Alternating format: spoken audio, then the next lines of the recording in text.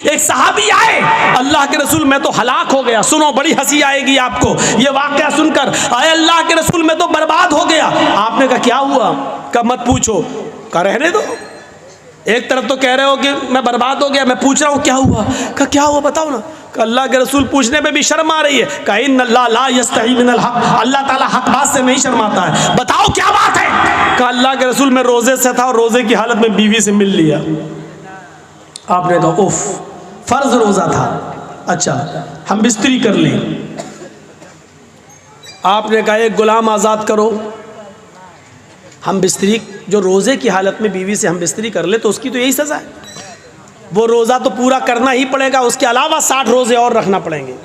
पहले एक गुलाम आज़ाद करो। कहा अल्लाह के रसूल मुझे तो खुद गुलामी करते करते पूरी ज़िंदगी हो गई दूसरे की, मैं क्या गुलाम आज़ाद कर पाऊँगा? मेरे पास तो ये ऑप्शन ही नहीं है। आपने कहा 3 ऑप्शन है। पहला ऑप्शन गुलाम आज़ाद करो। कहने लगा नहीं कर पाएंगे, मेरे पास ताकत नहीं है। आपने कहा 60 रोज़े रखो मुसलसल पे दर पे कंटिन्यू। कहने लगा अल्लाह के रसूल 60 रोज़े, 60 कहाँ? का एक रोज़ा में तो ये हालत है कि बीवी से मिल लिया, सब्र नहीं हुआ। आप कह रहे हैं 60 रोज़े रखो, मेरा क्या हाल होगा? मैं तो नहीं रख पाऊंगा, ये भी ताकत नहीं है मेरे अंदर। और कमज़ोर आदमी रमज़ान के रोज़े तो बड़ी मुश्किल से रख पाता हूँ, इसके अलावा 60 रोज़े और मैं कैसे रख पाऊँगा? आपने कहा फिर तीसरा एक और ऑप्शन है तुम्हारे लिए। का क्या? कि 60 मिस्कीनों को खाना खिलाओ। कितने? का 60। का अल्लाह के रसूल शायद आपको मेरे घर का हाल नहीं मालूम। आपने कहा तुमने कभी बताया ही नहीं तो मालूम क्या होगा? का अल्लाह के नबी सुबह अगर मुझे खाने को मिल जाए तो शाम को भूखा सोता हूँ, और शाम को मिल जाए तो सुबह भूखा उठता हूँ, फिर सुबह नहीं मिलता। मेरे घर में 2 टाइम का खाना नहीं बनता, मैं 60 मिस्किनों को खाना कहाँ से खिलाऊं? आपने कहा रुको, अच्छा 3 ऑप्शन तुम्हारे पास, तीनों नहीं है। कहाँ? देखिए फिर भी रास्ता निकाला। कहा क्या? रुको, नमाज का टाइम हुआ, आपने लोगों से कहा अपने भाई की मदद करो, इसको गरीबों में कुछ देना है, मिस्कीन है, खुद गरीब आदमी है। अच्छा, अब चंदा हुआ उसके लिए। खजूर ही उस ज़माने में चलता था, कोई 2 खजूर लाया, कोई 5 लाया, कोई 10 लाया, और जोहर से असर तक चंदा होता रहा। पूरा 10 किलो का एक टोकरा भर गया खजूर का। इतना बड़ा टोकरा भर गया। आपने उस टोकरे को उठाकर उसको दिया, ले पकड़, तुम्हारे भाइयों ने तुम्हारी मदद की है, जाओ ये खजूर अपने गांव में ले जाओ, अपने कबीले में सब गरीबों में दे देना, उन्हीं को बांट देना, तुम्हारा कफारा अदा हो जाएगा, तुम्हारी गलती मिट जाएगी, जाओ ये गरीबों में तकसीम कर देना। कहने लगा अल्लाह के रसूल कहाँ इसको बांटूं? कहा अपने गांव में। किस में बांटूं? कहा गरीबों में। कहता अल्लाह की कसम पूरे गांव में मुझसे ज्यादा गरीब कोई है ही नहीं। ये देखिए, अरे अल्लाह के रसूल पूरा गांव आप देख लीजिए, मेरा पूरा कबीला, मेरे पूरे गांव पूरे कबीले में मुझसे ज्यादा गरीब कोई है ही नहीं। ये सुनकर अल्लाह के रसूल की भी हंसी निकल गई। क्या कह रहे हो? पूरे गांव में तुमसे ज्यादा गरीब कोई नहीं? का नहीं, तू जाओ, तुम खुद ही ले जाओ, खुद खा लेना, अपनी बीवियों बच्चों को खिला देना, तुम्हारा कफारा अदा हो जाएगा। ये आसानी, जुर्म भी किया, ऑप्शन भी नहीं है तीनों में से कोई एक, चंदा भी हुआ उसके लिए, और अल्लाह के रसूल ने कहा जाओ गरीबों में बांट देना, तो कहता मुझसे ज़्यादा गरीब कोई है ही नहीं। तो आपने कहा तुम ही खा लेना, जाओ और अपनी बीवी बच्चों को खिला दो, कफारा अदा हो जाएगा। ये लीजिए, ये आसानी है, आसानी, इससे ज़्यादा सहूलत और कहाँ मिलेगी? इसलिए इंसानियत सीखो। इंसानियत का सबसे बड़ा आलम बरदार कोई मजहब है तो इस्लाम है। मेरे भाइयों, कौन नहीं जानता खौला बिनते सालबा कौन सी औरत थी? खौला बिनते सालबा वो बूढ़ी औरत थी कि जिनकी आखिरी उम्र में बुढ़ापे में उनके शौहरों से अपने सामित ने उनसे जिहार कर लिया था। आप नहीं समझ पाएंगे जिहार किसको कहते हैं, मैं आपको थोड़ी सी स्पीड कम करके बताता हूँ। उनके पति ने, औस इब्ने सामित ने अपनी पत्नी खौला बिनते सालबा से कह दिया था, अंते अलैया का ज़हर उम्मी, आज के बाद तू मुझ पर मेरी माँ की तरह हराम हो गई। यानी जैसे मेरी माँ मुझ पर हराम है, आज के बाद तू भी मुझ पर हराम है, मैं तुझे हाथ नहीं लगाऊंगा। कोई पत्नी से अगर ये जुमला कह दे तो उसके लिए आज तो सज़ा है, लेकिन जब औस इब्ने सामित ने कहा था उस वक्त सज़ा मुतय्यन नहीं हुई थी। उस वक्त उसूल ये था कि अगर किसी ने अपनी बीवी को अपनी माँ की तरह कह दिया तो माँ ही की तरह उसको मानना पड़ता था। अब उससे मिल नहीं सकता था। जैसे माँ की खिदमत करते थे वैसी उसकी खिदमत करना पड़ेगी। उसके पैर दबाओ, माँ कह दिया तो वो माँ की तरह उसकी सेवा करो, ये कानून था पहले। तो खौला बिन्त सालबा ने कहा औस इब्न सामित से, ये तुमने क्या किया, मुझे माँ की तरह हराम कर लिया, अब मेरे बच्चों का क्या होगा। रोने लगी, लेकिन बंदूक से गोली जब निकल जाए तो पछताने से क्या फ़ायदा। अब तीर से कमान निकल चुका है, कमान से तीर निकल चुका है, अब पछताने से क्या फ़ायदा। लेकिन औस इब्न सामित ने कहा जाओ ऐ खौला, अल्लाह के रसूल के पास जाओ, शायद तुम्हारे लिए कोई रास्ता निकल जाए। खौला अल्लाह के नबी के घर में आती है। सुनिए जरा गौर से सुनिए, खौला अल्लाह के रसूल के दरवाजे को दस्तक देती है। मस्जिद नबी से लगा हुआ हुजरा अल्लाह के नबी का, अल्लाह के नबी ने दरवाजा खोला, सामने खौला खड़ी है, अंदर आओ। अंदर ले गए, क्या हुआ पूरी बात बताई। अरे अल्लाह के नबी हमारे लिए रास्ता निकालिए, मेरे शौहर ने मुझे अपने ऊपर अपनी माँ की तरह हराम कर लिया। अल्लाह के नबी ने कहा अरे खौला जाओ तुम यहाँ से, मेरा दिमाग क्यों ख़राब कर रही हो, तुम्हारे लिए मेरे पास कोई रास्ता नहीं है। अरे खौला जाओ, अब तो तुम उनके लिए उनकी माँ की तरह हो चुकी हो, अब तो हमारे पास भी कोई रास्ता नहीं है। वो जिद करने लगी, तलाक नहीं दिए मैं कैसे उनको छोड़ूं, सिर्फ माँ ही तो कह दिया तो कोई रास्ता तो निकालिए। अल्लाह के नबी ने फरमाया कि मेरे पास तुम्हारे लिए कोई रास्ता नहीं है। हदीस के अल्फाज तो ये हैं कि अल्लाह के नबी ने उनको उठाया और फरमाया खौला तुम क्यों हमसे जिद कर रही हो, जब मैं तुम्हारे लिए कोई कानून नहीं बदल सकता फिर मुझसे जिद करना बेकार है। चलो ये दरवाज़ा खुला है, मैं खोल देता हूँ, तुम जाओ, आज के बाद तुम अपनी माँ अपने शौहर के लिए माही की तरह हराम हो चुकी हो। अल्लाह के रसूल ने खौला बिन्त सालबा के लिए दरवाज़ा बंद कर दिया, जाओ, नहीं नहीं कोई रास्ता नहीं है, और उनको बाहर करके दरवाज़ा बंद कर दिया। खौला बाहर निकली, लेकिन सामने मस्जिद नबवी की चौखट देखती है, घुसती है और मस्जिद नबवी के दरवाजे पर पैर रखती हैं तो अल्लाह के रसूल का दरवाज़ा देखती हैं, नबी की चौखट देखती हैं, एक तरफ मस्जिद को देखती हैं, एक तरफ नबी की चौखट को देखती हैं। चेहरे पे मुस्कुराहट आती है खौला बिन्त सालबा के, और क्या कहती है, आए मोहम्मद सल्लल्लाहु अलैहि वसल्लम, कहो जोर से सल्लल्लाहु अलैहि वसल्लम, आए मोहम्मद सल्लल्लाहु अलैहि वसल्लम, आपकी चौखट बंद हो गई तो क्या हुआ, आपका दरवाज़ा बंद हो गया तो क्या हुआ, रब का दरवाज़ा तो खुला है, रब की चौखट तो खुली है।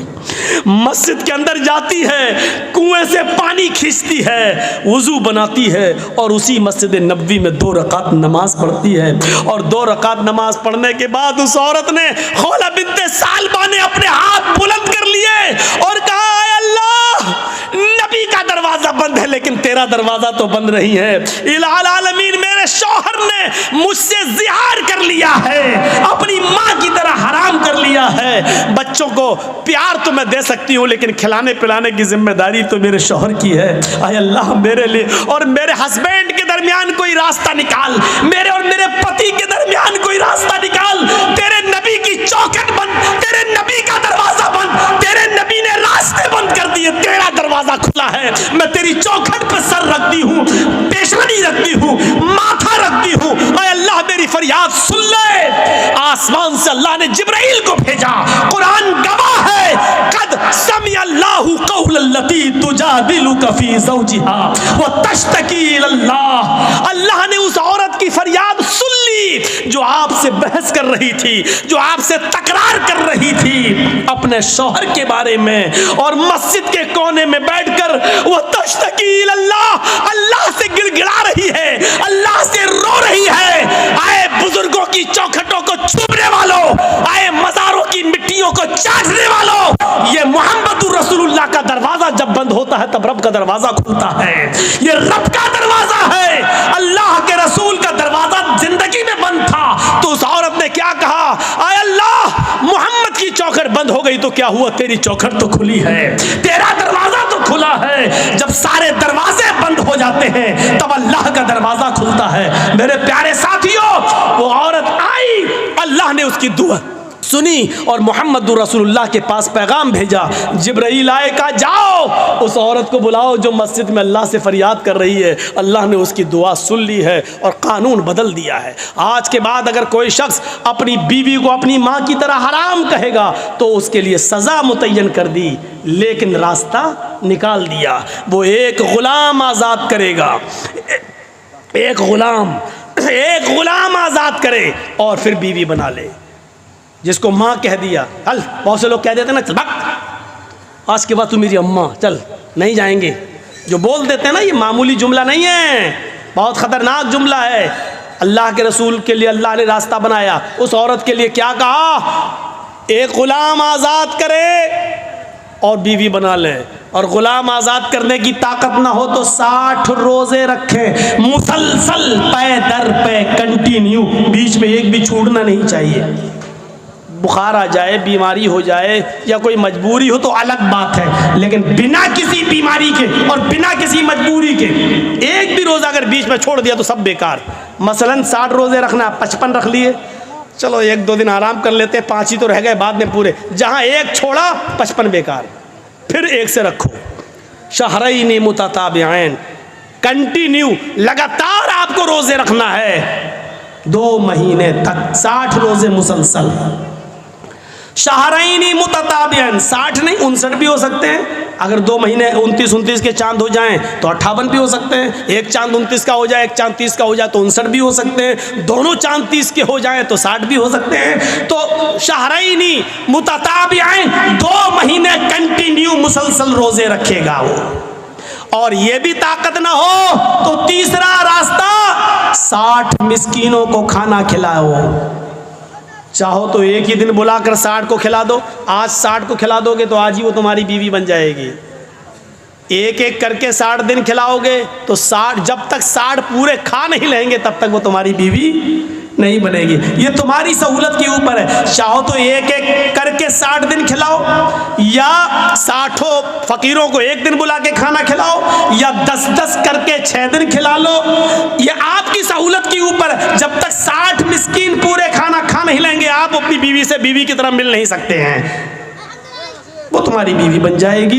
ये सजा मुतय्यन कर दी, लेकिन रास्ता निकाल दिया, पहले तो रास्ता नहीं था। तो खौला बिनते सालबा के की दुआ को अल्लाह ने सुन लिया।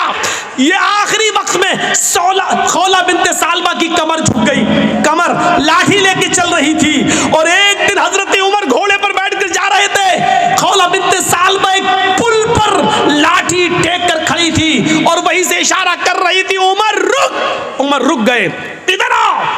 हजरत उमर खौला बिनते सालबा की आवाज़ सुनकर घोड़े से उतर गए और चले गए नीचे झुक, और कुछ बात कहने लगी उनके कान में। उमर फारूक के साथ जो लोग थे उनको बड़ा गुस्सा आया। एक मामूली सी बुढ़िया उमर फारूक को धमकी देती है, उनका घोड़ा रोकती है, उनको घोड़े से नीचे उतारती है और कहती है कान इधर कर। कान में कुछ बोलती है। फरमाया अमीरुल मोमिनीन, एक मामूली औरत आपको घोड़े से उतारती है और आप उतर जाते हैं। एक मामूली औरत आपको इशारा करके बुलाती है और आप चले जाते हैं। एक मामूली बुढ़िया आपको कहती कान नीचे कर, और वो आपके कान में कुछ बोलती है, आप सुन लेते हैं। क्या बात है, इतना कैसे? फरमाया हजरत उमर ने, अरे मेरे साथियों, ये मामूली औरत नहीं है। खौला बिनते सालबा मामूली नहीं है। जब मोहम्मद के दरवाजे बंद हो चुके थे तब इसके दरवाजे को अल्लाह ने खोला था। मेरी क्या मजाल जो इसकी नहीं सुनूं। 7 आसमान के ऊपर अर्श पर बैठा हुआ वो अल्लाह जब इस औरत की फरियाद सुनने के लिए तैयार है तो उमर के अंदर ये मजाल नहीं कि वो घोड़ा छोड़ कर आए और इसकी बात न सुने। मेरे अंदर इतनी हिम्मत नहीं है। मेरे प्यारे साथियों, ये थे हुक्मरान जो एक मामूली बूढ़ी औरत की बात को सुनने के लिए चले जाते थे। और दलील क्या देते थे? इस औरत की बात को जब अल्लाह ने 7वें आसमान के ऊपर सुना तो उमर की मजाल क्या है जो ज़मीन पर रहकर इसकी बात को ना सुने। नहीं, मेरे अंदर इतनी जुर्रत नहीं है, मेरे अंदर इतनी बहादुरी नहीं है, मेरे अंदर इतनी। तो इस्लाम सहूलत का नाम है, इस्लाम आसानी का नाम है। आप दूसरों के लिए आसानी पैदा करिए, लड़की वालों के लिए मजबूरियाँ पैदा मत कीजिए। अल्लाह के नबी के ज़माने का निकाह देखिए आप। उफ़, आप तसव्वुर करेंगे ऐसा निकाह। एक औरत आई और अल्लाह के नबी के पास आकर बैठ गई। उसके ना बाप थे ना भाई था, कोई नहीं था, चचाचा कोई नहीं था। अब वो चाहती थी कि मैं अल्लाह के रसूल की बीवी बन जाऊं, मेरा निकाह अल्लाह के रसूल के साथ हो जाए। वो आई, अल्लाह के रसूल चंद सहाबा के साथ बैठे हुए थे। तसव्वुर कीजिए आप, देखिए इधर, अल्लाह के नबी के पास आई और बैठ गई। अल्लाह के नबी ने कहा क्यों, तुम कैसे आई हो? तो कहती है इन्नी अहबुलक, अय अल्लाह के रसूल मैं अपने आप को आपको हिबा कर रही हूँ, यानी मैं आपके साथ निकाह करना चाहती हूँ। अल्लाह के नबी खामोश रहे। उसने दोबारा कहा, आप फिर खामोश रहे। उसने तीसरी बार कहा अल्लाह के रसूल मैं आपसे शादी के लिए आई हूँ, निकाह करना चाहती हूँ। तो सहाबी बैठे हुए थे बगल में, कहते हैं अल्लाह के रसूल ये औरत 3 बार कह चुकी मैं आपसे निकाह करना चाहती हूँ, आप कुछ बोल ही नहीं रहे। अरे करना हो तो करिए, नहीं करना हो तो जवाब दे दीजिए। आपने कहा कि नहीं नहीं नहीं, मैं तो नहीं कर सकता, मेरी काफ़ी है, अब मुझे ज़रूरत नहीं है किसी और बीवी की, अब मैं शादी नहीं कर सकता। तो झट से वो सहाबी जो बैठे थे कहने लगे अल्लाह के रसूल आपको ज़रूरत नहीं है, लेकिन मुझे तो ज़रूरत है, अगर आप नहीं कर सकते तो मेरे साथ कर दीजिए। वहीं बैठे, उफ, तसव्वुर देखिए, पहले वो आपसे करना चाहती, आप नहीं नहीं मैं तो नहीं कर सकता, तो फिर मेरे साथ करा दीजिए। तो अल्लाह के रसूल ने उस औरत से पूछा देखो मैं तो नहीं कर सकता, ये तुमसे करना चाहते हैं, तुम भी एक नज़र इनको देख लो, अगर ये पसंद हो तो तुम इनके साथ कर सकती हो, अगर तुम्हें ज़रूरत है। तो वो क्या कहती है, आई तो थी आपके लिए, लेकिन अगर आप नहीं कर रहे हैं तो कोई बात नहीं, ज़बरदस्ती थोड़ी होती है शादी, अगर आप नहीं कर रहे हैं तो कोई बात नहीं, मुझे तो घर बसाना है, इसके साथ ही मैं कर लूँगी, आप कर सकते हैं इसके साथ मेरा निकाह।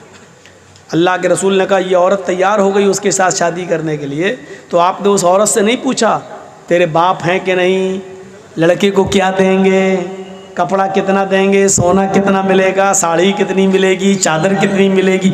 आपने ये सवाल लड़की से नहीं किया, औरत से नहीं किया। अक्लमंद लोगों सुनो,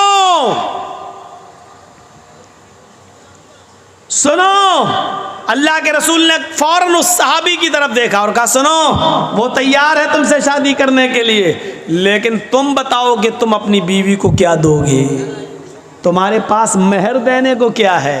सबसे पहला सवाल सहाबी से, वो तैयार है लेकिन निकाह बगैर मेहर के नहीं, पहले ये बताओ कि तुम अपनी बीवी को मेहर क्या दोगे? तो मेहर का नाम सुना तो फौरन कहने लगा मा इंदी शैउन, जब कुछ है ही नहीं तो दूंगा क्या? क्या ये तसव्वुर कर सकते हैं आप शादी का? उसके पास कुछ नहीं हो, शादी करना चाह रहे हैं, क्या हमारे पास है? हम लोग क्या कहते हैं, पहले अपने पैरों पे खड़े हो जाओ फिर शादी करेंगे, पहले घर तो बनवा लो, पहले कारोबार तो कर लो, पहले कोई बिजनेस तो कर लो, पहले नौकरी तो लग, बाद में शादी करेंगे, आ गई तो खिलाएंगे क्या? अल्लाह के रसूल ने उस सहाबी से पूछा कि तुम मेहर क्या दोगे? कहने लगे कुछ नहीं है मेरे पास। अल्लाह के नबी ने फरमाया जाओ अपने घर में तलाश करो, शायद कोई चीज़ मिल जाए मेहर देने के लिए। कहा हाँ ठीक है जा रहा हूँ। गया घर, अपनी माँ से, अपनी बहन से और जो घर में होते उनसे पूछा कि कुछ है, सब ने जवाब दिया कुछ नहीं है। कहा क्यों? का शादी करना चाहता हूँ, मेहर देने के लिए कुछ नहीं है, घर में बहुत कुछ ढूंढा, कहता कुछ नहीं मिला। आया, कहा अल्लाह के नबी सल्लल्लाहु अलैहि वसल्लम घर में मैंने बहुत कुछ ढूंढा, कुछ मिला ही नहीं, है ही नहीं, मैं क्या दूंगा, है ही नहीं मेरे पास मेहर देने को। अल्लाह के नबी सल्लल्लाहु अलैहि वसल्लम ने फिर उसको दोबारा भेजा। हदीस के अल्फाज देखिए, आपने कहा इल्तमिस खातमम मिनल हदीद, लोहे की अंगूठी ही मिल जाए तो वही ले आओ, सोने की नहीं, चांदी की नहीं, लोहे की अंगूठी आज 2 रुपए में हमारे मेले में मिल जाएगी। लोहे की अंगूठी मिल जाए तो वही ले आओ, जाओ। वो सहाबी फिर दोबारा अपने घर गए, बहनों से पूछा, भाइयों से पूछा, माँ से पूछा, सबने जवाब दिया है ही नहीं, लोहे की अंगूठी भी नहीं मिली। यानी 5 रुपए इस ज़माने में, 5 रुपए उस ज़माने में तो कुछ और, उतना भी नहीं था उनके पास कि वो लोहे की अंगूठी खरीद सकें। आते हैं और कहते हैं मा वजदतु खातमम मिनल हदीद, आय अल्लाह के रसूल मुझे लोहे की अंगूठी भी नहीं मिली और इतना है नहीं मेरे पास कि लोहे की अंगूठी खरीद सकूं, नहीं है। मायूस हो गए। अल्लाह के नबी ने कहा ताज्जुब है, तुम्हारे घर में कुछ नहीं है और चले निकाह करने, लोहे की अंगूठी भी नहीं है, फिर मेहर क्या दोगे? कहता एक चीज है, याद आया। अब देखिए याद भी आई तो क्या चीज याद आई, आपको भी हंसी आएगी। कहा क्या है? बोलो बोलो जल्दी बोलो क्या है? कहता इंदी इजारुन, एक लुंगी है मेरे पास, तहबंद लुंगी। अल्लाह के नबी ने कहा अच्छा जाओ जाओ जाओ उसी को ले आओ। तो कहा अल्लाह के रसूल क्यों? अरे वही तुम अपनी होने वाली बीवी को मेहर में दे दो लुंगी। कहा अल्लाह के रसूल इसको दे दूंगा तो बांधूंगा क्या मैं? वही तो पहन के सोता हूं मैं, वही तो घर में रहता हूं तो वही तो पहनता हूं मैं। तो अल्लाह के रसूल ने कहा वो पुरानी लुंगी है कि हाँ? तो कहा वो भी तू नहीं दे सकता है? कहा वही एक तो है जो पहन के सोता हूं मैं और कुछ नहीं है मेरे पास। तो कहा वो भी नहीं दे सकता? कहा आधी दे दूंगा, उसको फाड़ देता हूं, आधी दे देता हूं। तो अल्लाह के रसूल ने कहा फिर आधी उसके किस काम की है?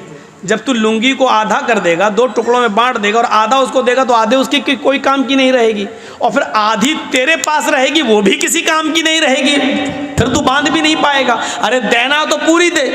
उसने कहा अल्लाह के रसूल आधी मेरे पहनने के काम नहीं आएगी लेकिन बिछा के बैठने के काम तो आ जाएगी। नहीं नहीं पूरी तो नहीं दूंगा, चाहे निकाह हो या ना हो मेरा, पूरी नहीं दे सकता। ओफो, इतना भी नहीं और निकाह। तसव्वुर कीजिए आप, हमारे ज़माने में हो सकता है कुछ ना हो निकाह? बनते हैं हम अपने आप को अहले हदीस, बनते हम अपने आप को मुसलमान, बनते हम अपने आप को मोहम्मद रसूलुल्लाह के मानने वाले। और मोहम्मद रसूलुल्लाह की ये शादी जो आप करवा रहे हैं एक सहाबी के साथ, तसव्वुर कीजिए हमारे समाज में नहीं है। कहा अल्लाह के रसूल एक लुंगी है आधी दे सकता हूं। आपने कहा आधी ना तेरे काम की ना उसके काम की, बोला पूरी नहीं दे सकता। मायूस हो गया, बैठ गया, जाने लगा। आपने कहा कहाँ जा रहे हो? जा रहा हूँ खेती करूँगा, कुछ बाड़ी करूँगा, खेती बाड़ी करूँगा, जा रहा हूँ, हल चलाऊँगा, खेत जोतूँगा, काम करूँगा, मेहनत करूँगा, क्या करूँगा यहाँ? बड़े मुश्किल से सोचा था कि आई है परेशान, इससे शादी हो जाएगी, जब मेहर में अटक गया मैं तो। आपने कहा इधर आओ, अगर तेरे लिए मोहम्मदुर रसूलुल्लाह की शरीयत ने भी कोई रास्ता न निकाला तो कौन रास्ता निकालेगा? फिर तेरे लिए कौन सा मजहब रास्ता निकालेगा? फिर कौन सा दीन तेरे लिए रास्ता निकालेगा? क्या किसी के पास कुछ भी ना हो तो क्या उसको शादी करने का हक नहीं है? क्या उसको अपनी पाकीज़गी के साथ जिंदगी गुजारने का हक नहीं है? बैठो। बैठ गया। आपने कहा ये बताओ तुम्हें कुरान कितना याद है? और सुनो मुसलमानों, चादर नहीं है, लोहे की अंगूठी नहीं है, कपड़ा नहीं है, कुर्ता नहीं है, पैजामा नहीं है, पूरे घर का सरमाए में एक लुंगी है, वो भी पुरानी, और वो भी पूरी की पूरी देने के लिए तैयार नहीं है। सोना नहीं, चांदी नहीं, कपड़ा नहीं, दौलत नहीं, इन सब चीजों से वो दूर था। लेकिन जब अल्लाह के नबी ने उससे पूछा कि तुम्हें कुरान कितना याद है बताओ, तो झट से बोला अय अल्लाह के नबी कुरान में हमें सूरह मुल्क याद है, सूरह हश्र याद है, सूरह नबा याद है, सूरह हाक़ा याद है, सूरह जुमा याद है, सूरह मुनाफिकून याद है, सूरह क़यामा याद है। आपने कहा कि तुम्हें इतनी सूरतें मुँह ज़बानी याद है? फरमाया कहा फिर भी कह रहे हो कि मेरे पास कुछ नहीं है, तुम्हें ये सूरतें याद हैं? कहा क्या तुम ये सूरतें अपनी होने वाली बीवी को सिखा दोगे? क्या उसको भी याद करा दोगे? कहा हाँ, इसमें क्या बड़ी बात है, जो हमें याद है वो इसको भी याद करा दूंगा। आपने फौरन उस औरत से कहा आय अल्लाह की बंदी, तेरे होने वाले शौहर के पास माल नहीं है, सोना नहीं है, चांदी नहीं है, अंगूठी नहीं है, कपड़ा नहीं है, साड़ी नहीं है, जेवरात नहीं है तुझे देने के लिए, लेकिन हाँ उसके पास कुरान की सूरतें जो तुझे याद करा सकता है। क्या मैं इन्हीं कुरान की सूरतों को मेहर बना दूं और ये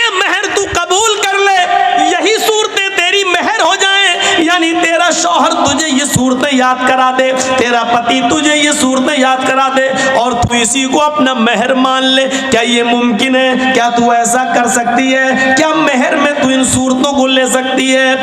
चीख पड़ी, आय अल्लाह के नबी बस कीजिए, बस कीजिए। जिस औरत के निकाह में कुरान की सूरतें मेहर बन जाएं, जिस औरत की निकाह में कुरान की आयतें, कुरान की सूरतें मेहर बन जाएं, उससे ज्यादा बाबरकत निकाह किसका हो सकता है? उससे ज्यादा खैर बरकत वाला निकाह किसका हो सकता है? फिर अल्लाह के नबी सल्लल्लाहु अलैहि वसल्लम ने खड़े होकर निकाह पढ़ा दिया और उस औरत को खुद काजी बन गए। और उसके चूंकि बाप नहीं थे, माँ नहीं थी, चचा नहीं, भाई नहीं, कोई नहीं था, तो खुद अल्लाह के नबी सल्लल्लाहु अलैहि वसल्लम उसके वली और सरपरस्त बन गए। जिसका कोई ना हो तो काजी वली बन सकता है, निकाह पढ़ाने वाला वली बन सकता है। फिर अल्लाह के नबी सल्लल्लाहु अलैहि वसल्लम उसके वली बन गए, उसके सरपरस्त बन गए और आपने उस औरत का निकाह उसी जगह पर कर दिया है। न बारातियों का पता था, न हाथ में मेहंदी लगाई गई है, न हल्दी मली गई है, न ओवटना मला गया है, न लड़की वाले लड़के देखने आए हैं, न लड़के वाले लड़की देखने, न चोरों का पता, न डाकुओं का पता, न जहेज का पता। मेरे प्यारे साथियों, उसी जगह शादी हुई है और उसी जगह से रुखसती हो गई है। ये सादा वाली शादी के चर्चे 1400 साल के बाद आज भी हो रहे हैं और कयामत तक इंशाअल्लाह होते रहेंगे। तुम्हारी शादियां इतनी महंगी कि शैतान भी पनाह मांगे। बताइए उसके चर्चे कितने दिन होते हैं? ज्यादा से ज्यादा 1 महीना, 2 महीना, 1 साल। फिर तलाक की नौबत आ जाती है तो ये होता कितना खर्च किया था, देखो आखिर क्या हुआ है उस शादी का हाल। मेरे भाइयों, इतनी संजीदगी के साथ की गई शादी के चर्चे 1400 साल के बाद हो रहे हैं और कयामत की सुबह तक होते रहेंगे, क्योंकि हमेशा सादगी के चर्चे होते हैं, हमेशा सादगी मिसाल बनती है, हमेशा सिंपलिटी मिसाल आइडियल बनती है। मेरे भाइयों, शोहरत और रिया नमूद मेरे भाइयों आइडियल नहीं बनती है। निकाह आसान करो, निकाह आसान करो। ये आसान शादियां थी।